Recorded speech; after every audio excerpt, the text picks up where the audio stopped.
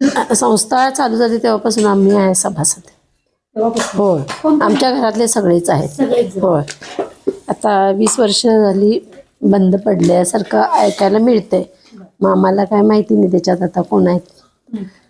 परत जुनी कमिटी यावी, परत लोकांना पोरांना आहे ते कामगारांना रोजगार मिळावा.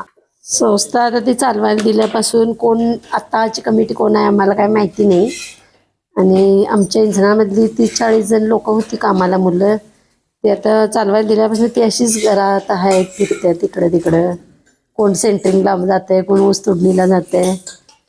आणि आता परत पहिली कमिटी येऊन हे केलं तर बरं होईल, लोकांना रोजगार मिळेल, पोरांना नवीन.